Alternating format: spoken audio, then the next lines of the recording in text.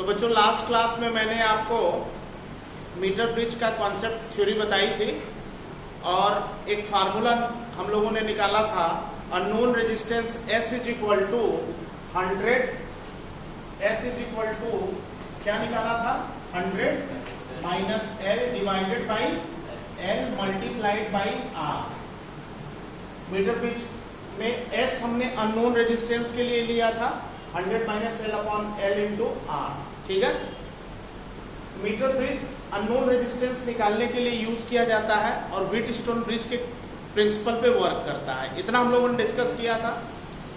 अब एक क्वेश्चन है इसमें, क्वेश्चन इस तरह से है, देखिए जरा सा लिखो बच्चों।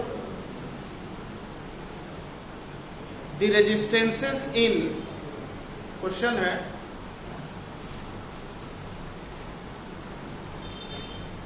the resistances in two arms of meter bridge, NCERT का क्वेश्चन है ये। resistances in two arms of meter bridge, resistances in two arms ARMS arms of meter bridge are 5 ohm and S ohm respectively when resistance capital S is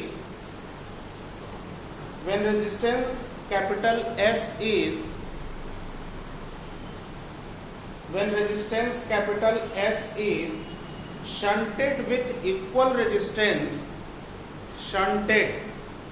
when resistance S is shunted, SHUNTED, shunted with equal resistance,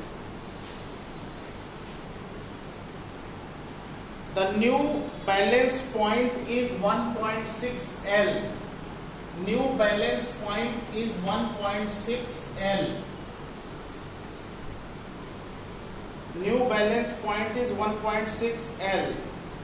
Find the resistance capital S. Find the resistance capital S. Solve करो बेटा, formula आपको दिया गया है।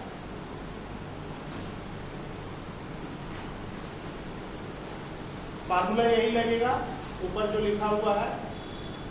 शुरू में balancing length L है, बाद में बैलेंसिंग लेंथ 1.6 L हो जा रही है, तो आपको S निकालना है।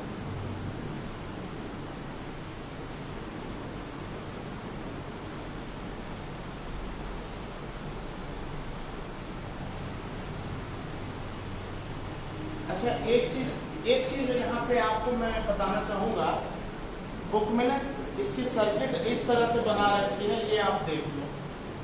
एक रेजिस्टेंस, ये सर्किट भी बना लो बेटा, ये बुक में दिया हुआ है। यहाँ पे एक सेल लगा है, इस तरह से है, और ये जो है मीटर ब्रिज वायर है, ये 5 ओम का रेजिस्टेंस है, ये S ओम का रेजिस्टेंस है, ये बैटरी का वोल्टेज V है, और गैल्वेनोमीटर के थ्रू एक जॉकी इस तरह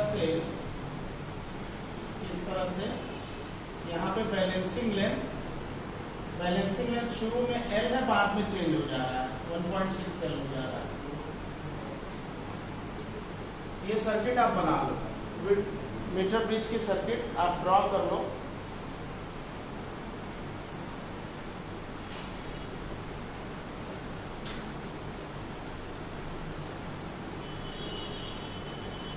फार्मूला यूज करके सॉल्व करके S निकालिए। हमने डेरिवेशन में L बैलेंसिंग लेंथ लिया था। देखो, जब मीटर ब्रिज की डेरिवेशन कराई थी तो उसमें L जो है वो बैलेंसिंग लेंथ था। तो दो केस, एक देखो, पहले इस फार्मूले को यूज करो L बैलेंसिंग लेंथ के लिए, तो वो एज इट इज हो जाएगा। फिर कह रहा है कि इस रेजिस्टेंस के अक्रॉस इसकी शंटिंग कर दी गई, अगर ये मान लो S ओम का रेजिस्टेंस है तो इसकी शंटिंग सेम रेजिस्टेंस से कर दी गई। शंटिंग इस तरह से होती है, उसके पैरेलल में रेजिस्टेंस जोड़ करके, इसको हम शंटिंग कहते हैं। क्या कहते हैं इसको? शंटिंग। अब देखो बेटा, जब 5 ओम और S ओम था, बैलेंसिंग लेंथ L थी, तो इस वाले फॉर्मूले से एक इक्वेशन बना लो। फिर इसके बाद जो शंटिंग की गई, S के पैरेलल में S लगाया गया, तो बैलेंसिंग लेंथ चेंज हो गई। बैलेंसिंग लेंथ जो है 1.6 L पे हो गई। तो उसके लिए दूसरा इक्वेशन बना लो। दूसरा इक्वेशन बना करके दोनों को सॉल्व कर लो, आंसर आ जाएगा। जल्दी से करिए।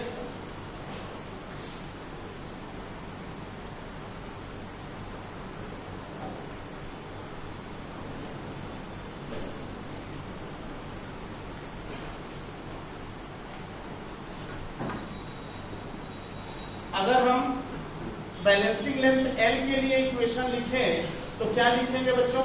जबकि शंटिंग नहीं हुई है तो क्या इक्वेशन लिखेंगे?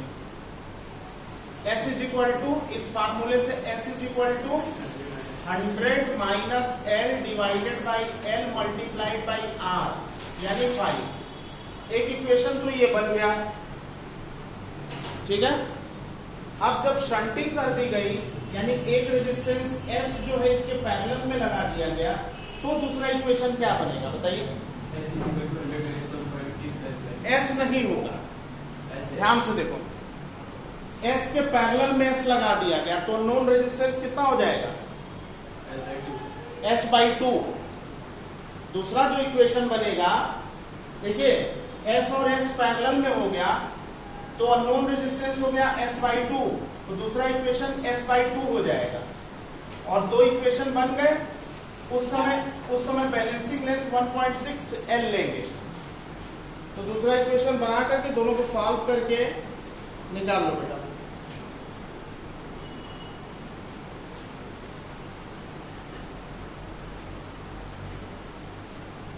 अगर इसको S/2 ले लें तो क्या इक्वेशन बना? 100 minus 1.6 L divided by 1.6 L multiplied by 5। ये इक्वेशन नंबर 1 है, ये इक्वेशन नंबर 2 है। अब इन दोनों को सॉल्व करके, इन दोनों को आप सॉल्व कर लो और आंसर निकालो। S की वैल्यू निकालनी है आपको। इन दोनों को सॉल्व करके S की वैल्यू निकालिए, फाइंड आउट।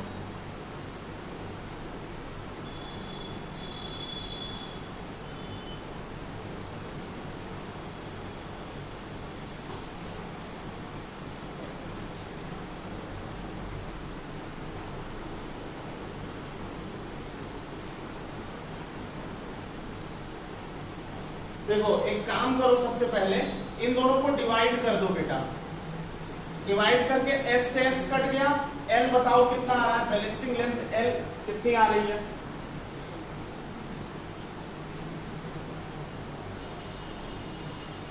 इन दोनों इक्वेशन को डिवाइड कर दो, S से S कट गया, ये 2 ऊपर चला गया, तो 2/1 इज इक्वल टू 5 से 5 कट गया, तो ये हो गया 100 minus L upon L divided by 100 minus 1.6 upon L divided by 1.6 L।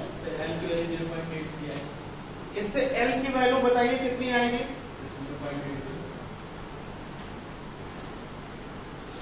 सभी लोग निकालिए, L की वैल्यू सॉल्व करने से कितनी आएगी?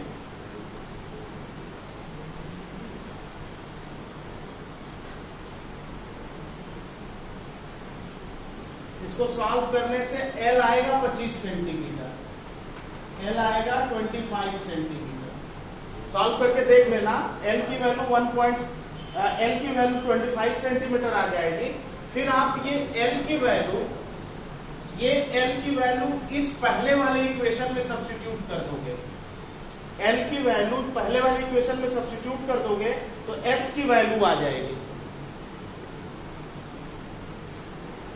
L 25 सेंटीमीटर आ गया, ये वैल्यू आप यहां और यहां पुट करके बताओ S की वैल्यू कितनी आ रही है? बाई 100 माइनस 25 कितना हुआ? 75 डिवाइडेड बाई 25 मल्टीप्लाइड बाई 5। क्या आंसर है? क्या आंसर है इसके लिए? 15 ओम। 100 minus 25, 75 divided by 25 multiplied by 5। Solve जब करेंगे तो S की वैल्यू आ जाएगी, क्या आएगी बच्चों? S की वैल्यू क्या आएगी? 15 सेंटीमीटर। यही आंसर है, आ जाएगा ना? तो इस तरह से जो है ये मीटर ब्रिज का क्वेश्चन है। ठीक है, इस पे डीपीपी आपको मैं दूंगा इलेक्ट्रिकल इंस्ट्रूमेंट्स के लिए। अब ये चैप्टर यहाँ खत्म होता है current electricity. Now we are going to start, हम लोग चैप्टर 4 स्टार्ट कर रहे हैं और ये बहुत ही इंपॉर्टेंट चैप्टर है। चैप्टर तो सारे इंपॉर्टेंट है but 4th chapter is also very important chapter. तो चैप्टर 4 जो है, हेडिंग डाल दीजिए chapter 4। Chapter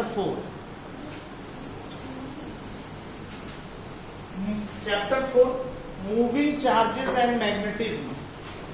moving charges and magnetism, chapter का नाम है moving charges and magnetism. 10th class में जो आपने मैग्नेटिक इफेक्ट ऑफ करंट पढ़ा है वही सारा कॉन्सेप्ट यहाँ पे मूविंग चार्जेस एंड मैग्नेटिज्म में यूज होगा। तो मूविंग चार्जेस एंड मैग्नेटिज्म में चैप्टर 4 में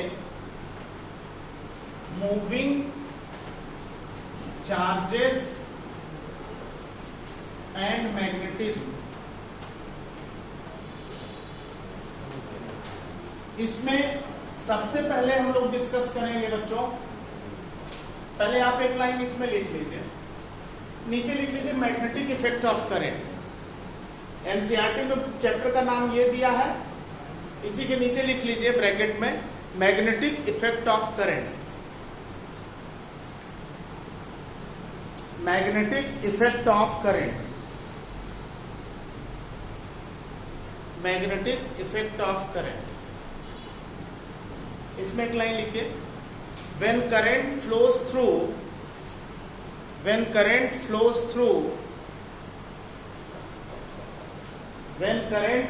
through a conducting wire,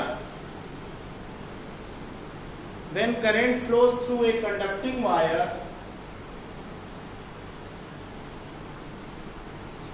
when current flows through a conducting wire, magnetic field will be produced around this wire. Magnetic field will be produced around this wire. Magnetic field will be produced around this wire. This is called magnetic effect of current. This is called magnetic effect of current. This is called magnetic effect of current, discovered by Oersted. Discovered by Oersted, O-E-R-S-T-E-D, physicist का नाम है। Discovered by Oersted। देखिए बेटा, Oersted ने क्या बताया कि अगर ये कोई कंडक्टिंग वायर है और इसमें करंट फ्लो करा दें तो इस वायर के चारों तरफ मैग्नेटिक फील्ड जिसका सिंबल B है वो जनरेट हो जाएगा। ये आपने पढ़ा होगा भाई, ये कॉन्सेप्ट तो आपने 10th क्लास में पढ़ा है ना मैग्नेटिक इफेक्ट ऑफ करंट में, कि अगर किसी करंट मेटेलिक वायर में करंट फ्लो करा दे तो उसके चारों तरफ मैग्नेटिक फील्ड जनरेट हो जाएगी। ठीक है, अच्छा, इससे पहले मैंने आपको क्या बताया था कि अगर किसी वायर में करंट फ्लो कराएंगे तो वायर हॉट हो जाएगा, गर्म हो जाएगा, क्योंकि इलेक्ट्रॉन का कोलिजन पॉजिटिव आयंस के साथ होगा, हॉट हो जाएगा। उस इफेक्ट का क्या नाम दिया था मैंने? हीटिंग इफेक्ट ऑफ करंट, और डिस्कवर्ड बाय जूल। अब मैं बता रहा हूं कि अगर कोई मेटेलिक वायर है और इसमें करंट फ्लो कराएंगे तो इसके चारों तरफ मैग्नेटिक फील्ड प्रोड्यूस हो जाएगी। ये एक्सपेरिमेंटल ऑब्जर्वेशन पे बेस्ड है। ठीक है, किसने डिस्कवर किया इसको? ओर्स्टेड ने। ठीक है बेटा, एक चीज ध्यान से देखो, लिखो बेटा, this magnetic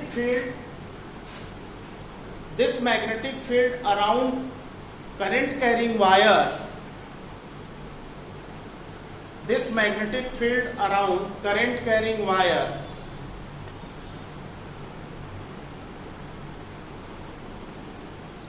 is B inversely proportional to R। Means अगर कोई पॉइंट मैं P मान लू बेटा और इसके डिस्टेंस वायर से R मान लू, अगर ये पॉइंट P है और ये डिस्टेंस R है वायर से, तो R की वैल्यू अगर ज्यादा होगी तो B की वैल्यू क्या होगी, कम होगी। इसका मतलब जब ये पॉइंट वायर के नजदीक होगा तो मैग्नेटिक फील्ड स्ट्रांग होगी, और अगर ये पॉइंट वायर से दूर होगा तो मैग्नेटिक फील्ड उस पॉइंट पे वीक होगी, कम होगी। इज दिस क्लियर बेटा, इज दिस क्लियर। अब देखो बच्चों, आप जानते हो ये इक्वेशन किसका है, रेक्टेंगुलर हाइपरबोला का। B inversely proportional to R किसका इक्वेशन है, रेक्टेंगुलर हाइपरबोला का। यानी अगर हम ग्राफ प्लॉट करें बच्चों इस करंट कैरिंग वायर के लिए, तो मैग्नेटिक फील्ड और डिस्टेंस का जो ग्राफ है वो ग्राफ जो है रेक्टेंगुलर हाइपरबोला बना है इस तरह से।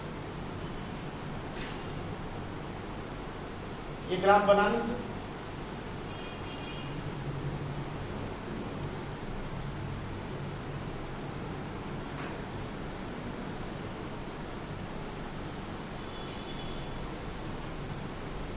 ठीक है बेटा, क्लियर। अच्छा एक बात और बताना चाहूंगा यहाँ पे आपको, ये पॉइंट तो सारे क्लियर हो गए। अब अगर सपोज कर लो हॉलो मेटेलिक वायर है, जैसे ये मेटेलिक सिलेंडर है, हॉलो मेटेलिक वायर है या मेटेलिक सिलेंडर है, इसमें अगर हम करंट फ्लो कराएं, ये हॉलो सिलिंड्रिकल वायर है, हॉलो सिलिंड्रिकल मेटेलिक वायर है, इसमें अगर करंट फ्लो कराएं तो इस वायर के बाहर तो मैग्नेटिक फील्ड होगी, लेकिन अंदर मैग्नेटिक फील्ड की वैल्यू क्या होगी, 0। ये बात हमेशा याद रखिए। इफ दिस इज, अगर ये एक हॉलो मेटेलिक वायर है और इसमें करंट फ्लो करा दिया मैंने, तो मैग्नेटिक फील्ड वायर के बाहर तो प्रेजेंट होगी, लेकिन वायर के अंदर मैग्नेटिक फील्ड की वैल्यू क्या होगी, 0 होगी। वायर के अंदर मैग्नेटिक फील्ड क्या होगी, 0 होगी। ठीक है ना, क्लियर। Is this clear. अच्छा, ये बिल्कुल उसी तरह से है जैसे एक कोई हॉलो मेटेलिक स्फीयर है, हॉलो मेटेलिक स्फीयर है, उसको चार्ज दे दिया। अगर कोई मान लो कॉपर का हॉलो स्फीयर, उसको चार्ज दे दिया तो बाहर इलेक्ट्रिक फील्ड होगी, लेकिन अंदर इलेक्ट्रिक फील्ड 0 होगी। गॉस लॉ से प्रूफ भी किया था। अब अगर इसका ग्राफ प्लॉट करना हो बच्चों तो कैसे करेंगे, हॉलो मेटेलिक सिलेंडर की में करंट कैरिंग सिलेंडर की मैग्नेटिक फील्ड का ग्राफ प्लॉट करना है तो कैसे प्लॉट करेंगे।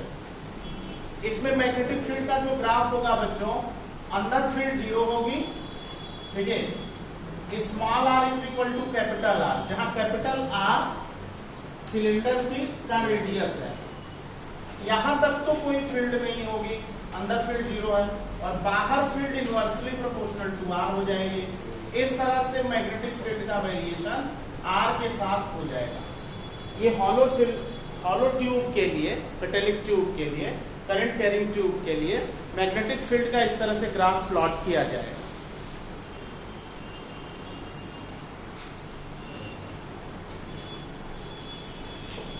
ठीक है बच्चों, इज दिस क्लियर।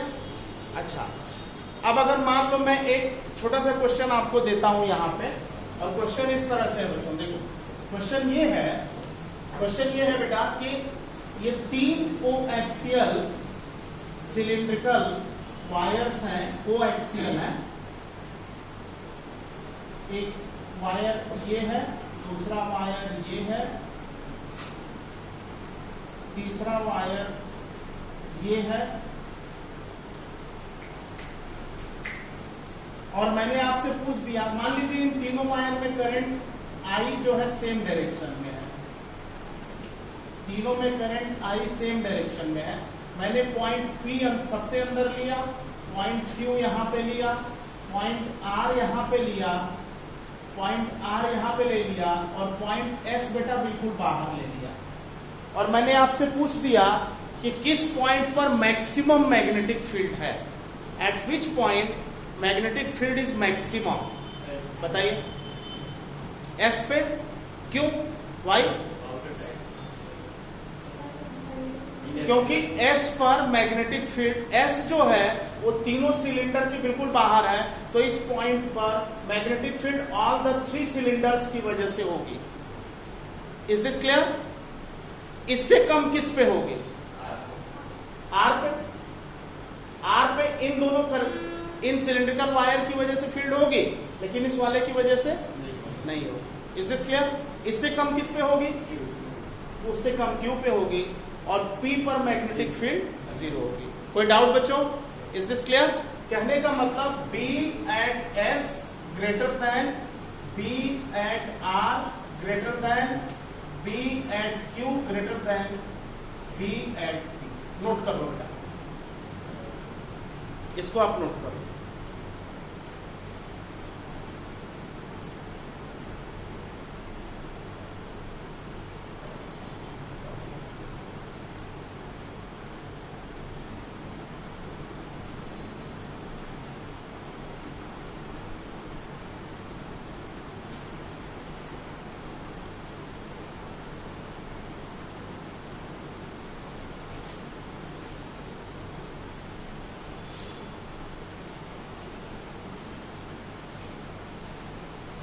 डन बेटा, नोटेड? नोट कर लिया?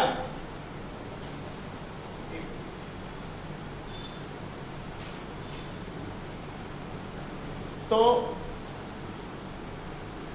ये तो चैप्टर 4 का इंट्रोडक्शन था। अब इसका फर्स्ट टॉपिक हम लोग डिस्कस करते हैं, और फर्स्ट टॉपिक चैप्टर 4 का बायो सेवर्ट्स लॉ करके आता है, उसको डिस्कस करते हैं।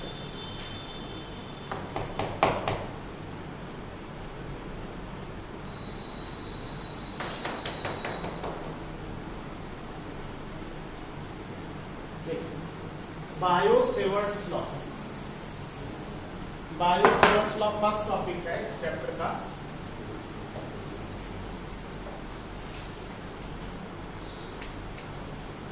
Bio Savart's law, bio Savart's law, BIOT, bio Savart's law. लिखो बेटा।